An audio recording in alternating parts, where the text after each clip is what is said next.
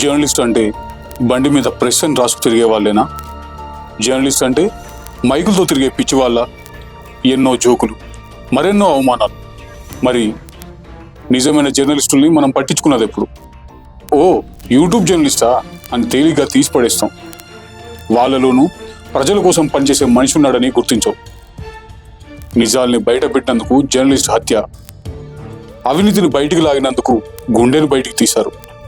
Journalist Mukesh Chandrakar చేసిన తప్పేమిటి?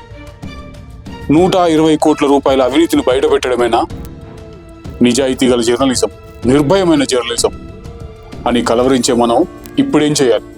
ఏం చేస్తున్నాం?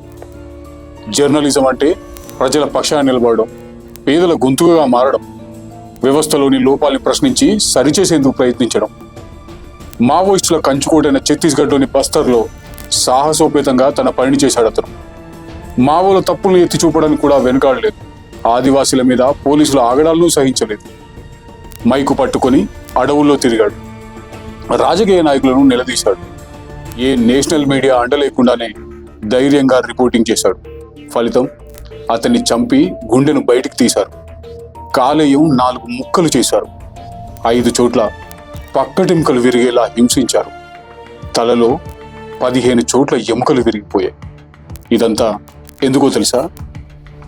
రోడ్డు కాంట్రాక్ట్లో అవినీతి జరిగిందని వివరాలతో సహా బయటపెట్టినందుకు, జనాల సొమ్ము బొక్కుతున్నారని చెప్పినందుకు. ఆ కాంట్రాక్టర్ ఇంటి సెప్టిక్ ట్యాంకులో శవంగా దొరికాడు. 33 ఏళ్ల ముఖేష్ చంద్రకర్ ఎన్డీటీవీ సహా చాలా ఛానల్స్కి ఫ్రీలాన్స్ జర్నలిస్ట్. బస్తర్ ప్రాంతంలో ఎన్నో బ్రేకింగ్ న్యూస్లు నేషనల్ ఛానల్స్కి అందించడంలో ఇతనే కీలకంగా ఉంటాడు. అక్కడ ఉన్న ఆదివాసులకే కాదు, మావోలలో కూడా జర్నలిస్ట్ ముఖేష్ అంటే ఒక గౌరవం ఉంది. 2021 ఏప్రిల్లో బీజాపూర్లోని తకల్గూడ నక్సల్స్ ఆకస్మిక దాడిలో కోబ్రా కమాండో రాకేశ్వర్ సింగ్ మన్హాస్ను మావోయిస్టుల చెర నుంచి విడిపించడంలో కీలక పాత్ర పోషించాడు. బస్తర్ జంక్షన్ పేరిట ముఖేష్ స్వయంగా నిర్వహిస్తున్న యూట్యూబ్ ఛానల్కు 1,59,000 మంది సబ్స్క్రైబర్లు ఉన్నారు. అలాంటి దమ్మున్న జర్నలిస్ట్ కొన్నాళ్ల కిందట ఓ అవినీతి స్కామ్ని బయటపెట్టాడు.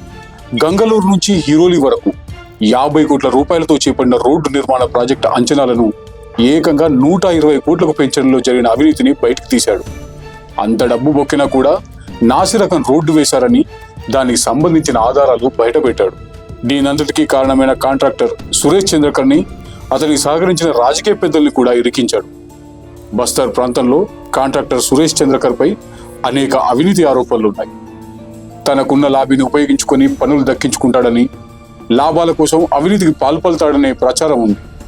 అలాగే అధికారులకు లంచం ఇవ్వడం, మాట విని అధికారులను బెదిరించడం వంటి చర్యలకు పాల్పడ్డాడనే తీవ్రమైన నేరారోపణలున్నాయి.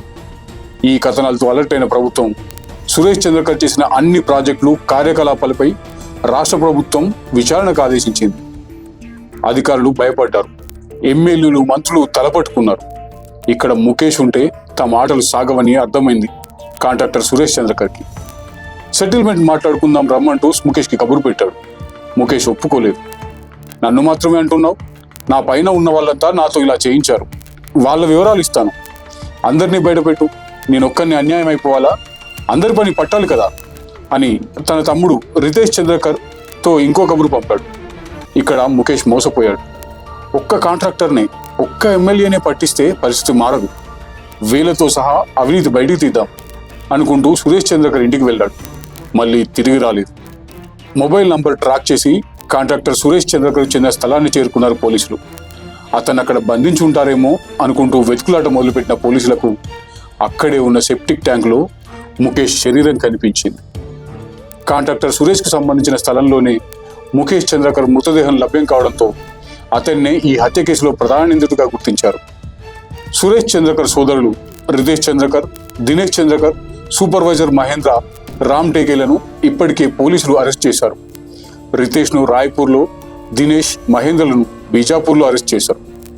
సురేష్ చంద్రకర్ని ట్రేస్ చేయడానికి 200 సీసీ కెమెరాలు, 300 మొబైల్ ఫోన్లపై పోలీసులు నిఘా పెట్టారు. అలాగే కాంట్రాక్టర్ సురేష్ బ్యాంక్ ఖాతాలు సీజ్ చేశారు. ఎట్టకేలకు హైదరాబాద్లో అతని కార్ డ్రైవర్ ఇంట్లో దాక్కున్న అతన్ని అరెస్ట్ చేశారు.